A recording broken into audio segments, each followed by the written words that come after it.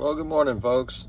Wanted to touch on a couple topics, some statistics today about trucking that I never thought about that kind of opened my eyes to a few things. So, question for you. Do you know who the largest employer is of civilian employees in the United States is? Everything I've been told and can read on is the federal government. And that depends on whether or not you include, I guess, the U.S. Postal Service. But anyway, let's say that they're at the top. And if not, they're right there. You know what the second largest employer is in the United States? If not, right there, second, third, top? It's the trucking industry. And think about this. So here's something to where I'm going with this. I don't care if you wear it, live in it, live on it, eat it, sleep in it. It doesn't matter. Everything we have in life came on a truck. You disagree with me? Please shoot me a text, because it's okay. The land I live on, Bill. Yeah, well, how about the equipment to get there, to plow it, to put your house on, to build the road, to dig the sewer, it's all based on trucks. So a huge industry. If you've got your CDL, and I was told this when I went through the academy, and I believe it. The world's your oyster, man. Whether you do local, over the road, which means the country, regional, home every night, drive for periods of time. There's a lot of jobs out there. Anyway, food for thought. The last little nugget I want to kind of impress on you is this.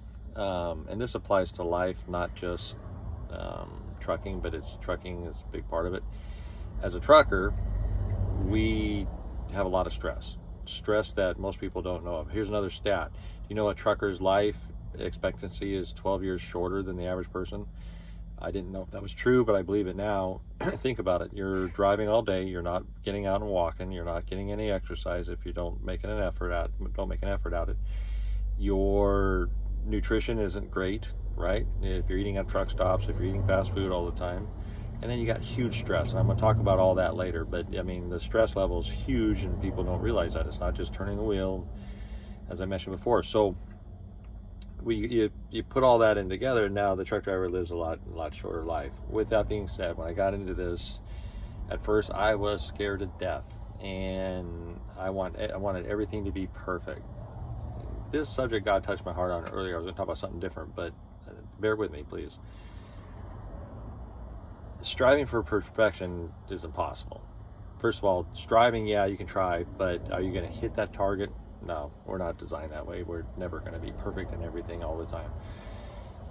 Captain Obvious here. With that being said, here's what I've strived to remember and try to hang on to is, and if this helps you, great. If not, stop the video.